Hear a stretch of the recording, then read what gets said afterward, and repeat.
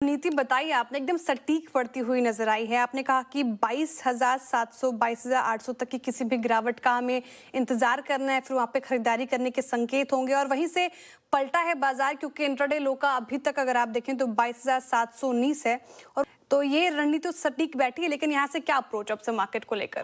कि आज की अप्रोच काफ़ी ईज़ी थी। मैं कहूँगा मार्केट में बहुत कम दिन होते हैं जिनमें ऐसी फुल टॉस होती है। आज सुबह हमने सिर्फ़ एक चीज़ रखी थी कि अपनी स्ट्रैटेजी को सिंपल रखिए। एक ट्रेड को प्लान करिए, उस प्लान प्लान को एग्ज़ीक्यूट करिए। 22,700 से 22,800 के डिप में बाय करिए और एक कल के लो का स्टॉप लॉस लगा दीजिए। और ये एक एग्ज़ीक्यूटेबल ट्रेड थी। तो ठीक है, अब करना क्या है श्रेया वीरू, देखिए एक चीज़ बहुत क्लियर है। मार्केट में अब सिर्फ ट्रंप की धमकी से काम नहीं चल रहा है और अब कल सुबह 5:30 बजे की डेडलाइन है। मार्केट ये मान के चल रहा है, ग्लोबल मार्केट को भी अगर आप देखें तो हल्का-सा भी पैनिक नहीं है किसी भी मार्केट में। हर मार्केट ये मान के चल रहा है कि डोनाल्ड ट्रंप फिर वही बस धमकी देंगे और कुछ करेंगे नहीं। यहाँ पर बस मेरा थोड़ा-सा एक व्यू ये होगा कि अब हर कोई अगर ये मान के चल रहा है, तो ऐसे में बेस्ट रहेगा आप एक बार के लिए प्रॉफिट बुक कर लें। भले ही कल सुबह कुछ ना हो, एक बार के लिए गैप अप हो जाए, उसमें आपको थोड़ा हायर लेना पड़े, उसमें कोई दिक्कत नहीं है। लेकिन अगर आज आपने मोटा पैसा बना लिया है, तो बुक करें क्योंकि ये और 3 दिन से मार्केट का टेक्सचर जो है वो बाय ऑन डिप्स का रहा है, ये हमने बात की है। लेकिन ध्यान रहे अभी भी इस मार्केट में ये एक रिस्क हमेशा रहेगा कि ओवरनाइट कुछ भी हो सकता है। तो एक मतलब अगर आप उनमें से जिनको लग रहा है कि नहीं बिल्कुल कोई दिक्कत नहीं है और मैं तो पहले से लॉन्ग पोजीशन कैरी कर रहा हूँ, तो भले ही अपने आप को हेज कर लें। लेकिन बेस्ट ये रहेगा कि अगर आपने वो सुबह की अप्रोच पे काम किया तो एक बार के लिए प्रॉफिट बुक करके साइड लाइन पर हों। बिल्कुल। अनुज, एक-एक करके आपने मेरे दोनों सवालों का जवाब दे दिया। मैं जो-जो सवाल हुँ, मन में गढ़ के बैठा था, जब पूरी हुँ। दुनिया कह रही है कि नहीं जनाब ट्रंप कुछ नहीं करेंगे, ट्रंप कुछ नहीं करेंगे, थोड़ा-सा यहाँ बुक करके बैठना, इस बड़े इवेंट को देखना, क्या वाक़ई सही होगा? क्योंकि ट्रंप एक ऐसी शख्सियत है जिसको हम अंडर एस्टिमेट नहीं कर सकते, है ना? तो स्पेशली हुँ, इस मद्देनज़र, क्योंकि एक बड़ा इवेंट है, कैसे देख रहे हैं? और दूसरी बात, हुँ। ये जो 2 धड़े बाज़ार ने पिक किए, मेटल्स एंड आईटी, क्या यही इस रिवर्सल को लीड करें कुछ समय तक? इस बात की पॉसिबिलिटी कितनी लग रही है? बिल्कुल, देखिए वीरू जो बात अब बिल्कुल मैंने ख़ैर पासिंग में कही थी, आपके पूरे सवाल का मैं जवाब दे देता हूँ। देखिए पहले हाँ। आपको याद होगा कि मार्केट इन डेडलाइन से पहले थोड़ा पैनिक सिचुएशन में जाता था और उसके बाद ट्रम्प साहब का एकदम कंप्लीटली रिवर्स स्टेटमेंट आता था और मार्केट पूरी तरीके से घूम जाता था। अब हो क्या गया है, अब अगर आप देखें ग्लोबल मार्केट को भी, हमारी मार्केट को भी, सब मार्केट को, अब ग्लोबल मार्केट जो है ना इस इवेंट में बिना डर के जा रहे हैं, है ना?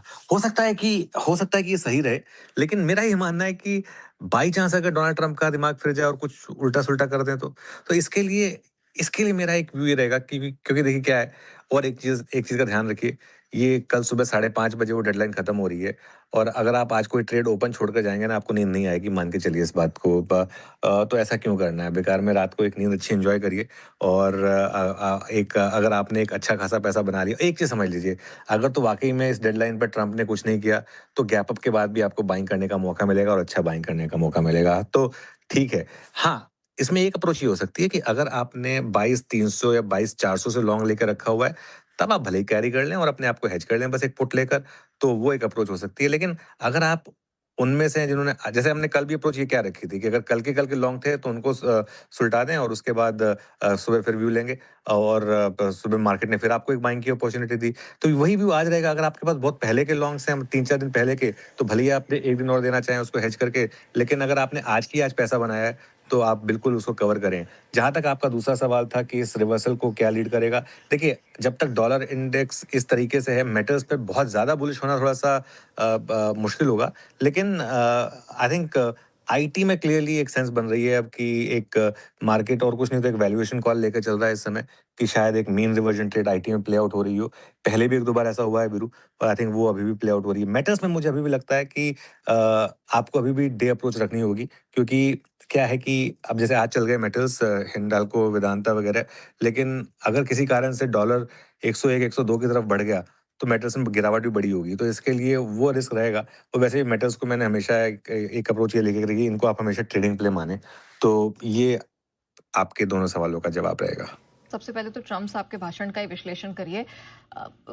क्या कुछ क्लैरिटी मिली? बिल्कुल। पहले तो ये बता दूं कि ट्रम्प साहब ने कल खास बात की उनके नए ऐलान क्या है। पहले तो प्रेस कॉन्फ्रेंस करके उन्होंने ईरान को धमकाया, खुद की बड़ी बड़ी तारीफ की है, नंबर 1। दूसरा ये कहा कि मैं किसी भी समय ईरान को बर्बाद कर सकता हूँ, एक रात में ही बर्बाद कर सकता हूँ, और वो एक रात कल की भी हो सकती है, मतलब किसी भी दिन हो सकती है, कहने का मतलब ये है।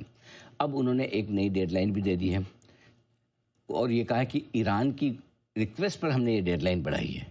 ईरान ने कहा कि एक दिन से वो डेडलाइन बढ़ा दी है।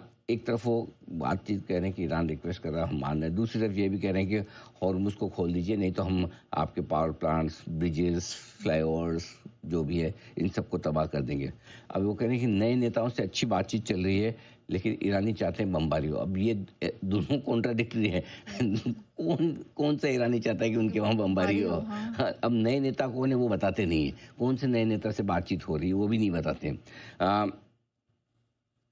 एक और चीज उन्होंने ऑयल को लेकर के कि उन्हें ईरानी तेल बड़ा पसंद है। इस आदमी का क्या होगा नेहा जी, है क्या किया जाए है? और बोले कि हमने वो एक सैनिक को बचाने का अभियान किया, ये वो फलाना टीम का, वो सारी चीजें हैं। तो कुल मिला के ये है कि इस प्रेस कॉन्फ्रेंस में 1 घंटा 23 मिनट जो चली है उसमें ट्रंप ने ऐसा कुछ भी नहीं कहा जो आपको एक निर्णायक तौर पर डायरेक्शन दे इस युद्ध को लेकर। और इसलिए इसका जो पूरा का पूरा मामला है कि इस भाषण को हम पॉजिटिव समझें, नेगेटिव समझे या न्यूट्रल समझे। हाँ। इसका सिंपल सा सॉल्यूशन है कि ट्रंप के भाषण के बाद निराशा और कंफ्यूजन दोनों बढ़कर आए। ये मतलब वो सॉल्यूशन की तरफ नहीं बढ़ रहे हैं, कंफ्यूजन की तरफ बढ़ रहे हैं। एक और कहते हैं कि नई नेताओं से बातचीत चल रही है, एक दिन की डेडलाइन और दे रहा हूँ, ये फाइनल डेडलाइन है। दूसरी तरफ ये कह रहे एक रात में बर्बाद कर सकता हूँ। वही पुरानी बातें उन्होंने दोहराई कि ईरान को बर्बाद कर दूंगा। अब कल 5:30 बजे तक की डेडलाइन है और ये बता रहे कि इस बार फाइनल डेडलाइन, उनकी फाइनल कितनी फाइनल है वही जाने। लेकिन वो हर बार वो होता है, डेडलाइन का टाइम आता है, फिर मार्केट को टेंशन होती है, स्ट्रेस होता है। एक्चुअली है ये कि ट्रंप युद्ध करना चाहते हैं लेकिन खत्म करना चाहते हैं लेकिन कर नहीं पा रहे हैं। ये बात साफ दिख रही है उनकी भाषण में। अगर उनकी बॉडी लैंग्वेज को आप सुने, पढ़ें, समझें, वो साफ युद्ध को बंद करना चाहते हैं। वो एक रेस्पेक्टेबल एग्जिट चाहते हैं, एक सम्मानजनक तरीके से वो युद्ध से बाहर निकल जाए जिसमें उनकी बेइज्जती खराब ना हो, इज्जत खराब ना हो, है ना।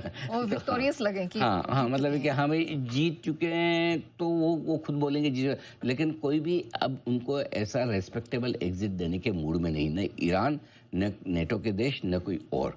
बल्कि इस बार तुम्हें मजा चखाया ही जाए। क्या इस बार जो तुम फंसे हो, वो कहते हैं ना अपने आम भाषा में फटी में टांग डालना। हाँ, वो जो तुमने काम किया अब तुम उसको भुगतो। सो इसलिए हो ये रहा है कि वो खत्म करना चाहते हैं युद्ध लेकिन खत्म नहीं कर पा रहे हैं।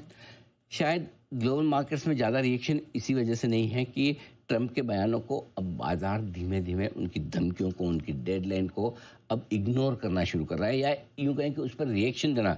अलर्ट तो रहते हैं मार्केट कि आज बोलने वाले हैं, ये बोलेंगे, क्योंकि यू नेवर नो। जब आप ट्रंप को ये समझ लिया कि आपने जिस दिन ये सोचा कि आपने ट्रंप को जान लिया, समझ लिया, उस दिन ट्रंप आपको मतलब सरप्राइज या शॉक करेंगे। मतलब अब तक तो हमें लगता था मार्केट ही सबसे ज़्यादा अनप्रेडिक्टेबल है ना। मतलब लिस्ट लंबी होती जा रही है कि कौन कौन अनप्रेडिक्टेबल है आपकी लाइफ में। मार्केट, बेटर हाफ, ट्रंप, अपने अपने हिसाब से आप नंबर 1, नंबर 2, नंबर 3 कर लीजिए, ठीक है ना। चौथा कई लोग जो ज़्यादा वो क्रिकेट फ्रीक है, वो क्रिकेट को भी रखते हैं कि cricket is one of the most unpredictable game. तो मतलब कुल मिला के ये कि हम अनिश्चितता के माहौल में और बढ़ रहे हैं। लेकिन अच्छी बात है कि रिएक्शन धीमे धीमे कम होता दिख रहा है। पॉइंट सिंपल है कि बाजार को अब रिएक्शन जो भी देना है वो ईरान के स्टेटमेंट पे ज़्यादा देना है बजाय अमेरिका के स्टेटमेंट पे, बजाय ट्रंप के स्टेटमेंट, क्योंकि उनके बोलने की अब कोई खास वैल्यू बची नहीं। अब कल भी वो बोल रहे थे कि हम हमारे पायलट को बचाने के लिए हमने 200 भेजे कमांडो, फिर हमने हमारे विमान उड़ा दिए ताकि वो हमारे लीक ना हो। फिर बोलते हैं हमारा प्लान किसी ने लीक कर दिया है। अरे भाई क्या मतलब, एक्चुअली इनसे तो बढ़िया हमारे ना छोटे छोटे वो नगर सेवक टाइप के वार्ड मेंबर वाले जो जितने नेता होते हैं ना, ज़्यादा क्लैरिटी है, वो भी ज़्यादा समझदारी और सेंसिबिलिटी के साथ बयान देते हैं। इस दुनिया के सबसे बड़े देश के राष्ट्राध्यक्ष होने के नाते जो है भगवान ही मालिक है। सो कुल मिला के न ट्रंप का भाषण पॉजिटिव है, न नेगेटिव है, न न्यूट्रल है, कंफ्यूजन ही कंफ्यूजन है। कल क्यों बड़ा दिन है मेक और ब्रेक का? एक, सुबह 5:30 बजे कल ट्रंप की फाइनल डेडलाइन खत्म हो रही है। अब वो उनकी कितनी फाइनल है, सेमीफाइनल है, क्वार्टर फाइनल है, मुझे नहीं पता, है ना। तो लेकिन उन्होंने बोला है हमारी फाइनल। और दूसरा आरबीआई की पॉलिसी भी है। आरबीआई की पॉलिसी में भी ज़्यादा उम्मीद तो आप कुछ कर नहीं सकते, ब्याज दरें तो घटने वाली है नहीं। ना बढ़े वही अच्छा। कमेंट्री कितनी मजबूत या कितनी कमज़ोर रहेगी गवर्नर साहब की, वो इम्पोर्टेंट होगी। और जब तक ये दो चीज़ें न निकल जाए, कल सुबह 5:30 बजे ट्रम्प साहब, 10 बजे गवर्नर साहब की कमेंट्री, दो बड़ी इवेंट आपके सामने हैं। और हमेशा बड़ी इवेंट के पहले डर किसको ज़्यादा लगता है, गला किसका सूखता है, पसीना किसको आता है? तेजी करने वाले ट्रेडर्स को। अरे मेरा क्या होगा, अरे मेरा क्या होगा, ट्रम्प ने कुछ बोल दिया तो क्या होगा, आरबीआई ने कुछ कर दिया तो क्या होगा, ये हो गया तो क्या होगा। मंदी करने वाले डर कम लगते हैं, वो किस्मत के भरोसे चलते हैं, लेकिन कुछ तो खराब ही आएगा, ठीक है। लेकिन तेजी करने वालों को ये पता है कि उनका स्टॉक एक लिमिट से ज़्यादा इंडेक्स नहीं गिर सकता, उसके बावजूद डर उन्हें ज़्यादा लगता है। और कल दो बड़ी इवेंट है, सुबह 5:30 बजे ट्रम्प साहब की फाइनल डेडलाइन खत्म हो जाएगी, ठीक है। और वो डेडलाइन के बाद अब वो क्या कहेंगे क्या करेंगे भगवान जाने, ठीक है। एक वो, और दूसरा सुबह 10 बजे आरबीआई की पॉलिसी आएगी। और इस बार उम्मीद है कि पॉलिसी में होगा तो कुछ भी नहीं बदलाव दरों में, लेकिन कमेंट्री अच्छी नहीं आएगी। शायद ग्रोथ को लेकर चिंताएं हो सकता है महंगाई बढ़ने का टारगेट हो, ग्रोथ घटाने का टारगेट हो। फिर उसके अलावा डॉलर हमारा थोड़ा सा कम आ रहा है, बाहर ज़्यादा जा रहा है कच्चे तेल को लेकर, तो गवर्नर साहब ज़्यादा अच्छा बोलने की तो स्कोप ही नहीं उनकी, कितना कम खराब बोले वही देखना है। उसके बावजूद आपकी तेजी हो रही है, इसका मतलब धीमे धीमे बाजार कच्चे तेल के भाव जो $111 पे है, ट्रम्प का जो टेरर है उसको नज़रअंदाज कर रहा है बाजार, तो ग्लोबल सिचुएशन के साथ एडजस्ट करने की कोशिश कर रहा है। $110 पर हम एडजस्ट कर रहे हैं। अगर फर्ज करें $110 का ये $100 या $90 की रेंज में आ जाए तो बाजार अच्छा भी हो जाए, क्या कहना। सो अभी मुझे ऐसा लग रहा है कि निर्णायक मूव बाजार का जो बनेगा वो कच्चे तेल को देखकर बनेगा। 120 प्लस निकलेगा तो फिर तो हमारी बैंड बजना पक्की, हमारी क्या सबकी बजेगी, पूरी दुनिया की तो हमारी भी बजेगी। और 100 के नीचे आकर अगर टिक जाए तो फिर हमारे लिए ये रिलीफ रैली है, ये बॉटम फॉर्मेशन करके और तेजी का मौका देगी। सो आई थिंक बहुत इंटरेस्टिंग चीज़ है जो आप कह रहे हैं, आखिरी घंटे में क्या तूफानी हो सकता है, ये तूफानी हो सकता है। और अच्छी बात है कि धीमे धीमे पूरे ट्रेड में तेजी मंदी अपनी जगह है, वो तो चलती रहेगी। युद्ध में कुछ चीज़ें कम होना ज़्यादा होना, देखिए रशिया यूक्रेन युद्ध में और ईरान अमेरिका युद्ध में क्या फ़र्क है? फ़र्क कुछ नहीं है, लड़ वो भी अभी तक रहे हैं, इजराइल हमास भी अभी तक लड़ रहा है, करेक्ट। तो फिर ऐसा क्या है जो ईरान इजराइल, उसके दो कारण हैं। वो दो युद्ध जो है वो दो देशों पर ही ज़्यादा असर डालते हैं। ये ऐसा युद्ध है जो पूरी दुनिया पर असर डाल रहा है, क्योंकि यहाँ से वो होर्मुज से जो तेल आना जाना बंद हो रहा है, ईरान का खुद का 10% प्रोडक्शन है, ठीक है। और तो एक तो इसके फाइनेंशियल इम्पैक्ट पूरी दुनिया पर ज़्यादा है, और दूसरा ये कि ट्रम्प जिस तरह से आड़े टेढ़े स्टेटमेंट दें। अब देखो दोनों लड़े हैं, हम जानते हैं रशिया यूक्रेन जम के लड़े हैं, लेकिन इस तरह की गाली गलौच और इस तरह की चीज़ें नहीं आई इनकी तरफ। अपने आपस में जो एक दो बोला हमने इनके 2 गिराए, इन्होंने हमारे 2 गिराए, वो और ठीक है, वो तो चलता है। लेकिन ये इस तरह के स्टेटमेंट जो पूरी दुनिया भर को हिलाए बार बार, वो हो रहा है। तो इस वजह से बाजार ज़्यादा परेशान था। लेकिन इंटरेस्टिंग चीज़ है कि अब 1-2 दिनों से बाजार उसको इग्नोर करने की कोशिश कर रहा है। अब जो ट्रम्प कहेंगे उस पर बाजार रिएक्शन नहीं देगा। अब जब ट्रम्प कुछ करेंगे तो ही बाजार रिएक्शन देगा, और किसी के कहने पे बाजार को रिएक्शन देना है तो ईरान के स्टेटमेंट होंगे। ईरान के स्टेटमेंट पर कहने पर रिएक्शन आएगा, ट्रम्प के अब करने पर रिएक्शन आएगा। सिंपल सी चीज़ है, इसको ध्यान में रखना है बस। ओके, अगर ऐसा है तो ये जो 3 दिन का ट्रेंड आपने मुझे बताया, मतलब अब बाय ऑन डिप्स का मार्केट है बिल्कुल है, 100% है, इसमें कोई डाउट ही नहीं। बाय ऑन डिप्स का मार्केट, और ये मार्केट बाय ऑन डिप्स का तो आज की बात है नहीं। हमने तो बाजार का बॉटम कब कहाँ कैसे शो किया था, जिसमें मैंने 4 तरीके से बताया, एक तरीके से नहीं 4 तरीके से बताया कि बॉटम कैसे बनता है। और उसमें हमने कहा भी साहब कि आप 6 हफ्ते या 6 महीने के लिए शॉर्ट ब्लास्ट SIP कर लीजिए। एग्रेसिव ट्रेडर्स तो 500 पॉइंट पे कर लीजिए। कम एग्रेसिव इन्वेस्टर हैं तो आप 1000 पॉइंट पे कर लीजिए। अब किसी को एकदम ही बॉटम तो बनने के बाद ही पता चलता है, हमको भी पता है, बनने के बाद पता चलता है, कोई नई बात थोड़ी है। लेकिन आप कहाँ बनेगा इसका अनुमान कहीं तो लगाओगे ना, कहीं से तो खरीदारी शुरू करोगे ना। बनने के बाद खरीदारी की बात करना तो बड़ा आसान है, पहले करना मुश्किल काम है ना। हम मुश्किल काम करना पसंद करते हैं, लेकिन कैसे, अंदाज से नहीं, डेटा के बेसिस पे। और इसीलिए हमने कहा भी, और आप आज देखिए मजबूत होता दिख रहा है। तो अब इमीडिएटली आपने जो सवाल पूछा क्या बाय ऑन डिप्स का मार्केट है, 2 तरीके से है। एक, इमीडिएटली जब तक 22,540 के नीचे बंद ना हो तब तक ये मार्केट बाय ऑन डिप्स का है। 22,540 की इंपॉर्टेंस क्या है, कल का लो, कल के लो के नीचे बंद ना हो तब तक हम मजबूत। अगर किसी को बड़ा व्यू लेना है तो 22,182 जो इस पूरे फॉल में हमने गुरुवार को लो बनाया, वो तो 2 लेवल आपके लिए, तब तक बाय ऑन डिप्स है नंबर 1।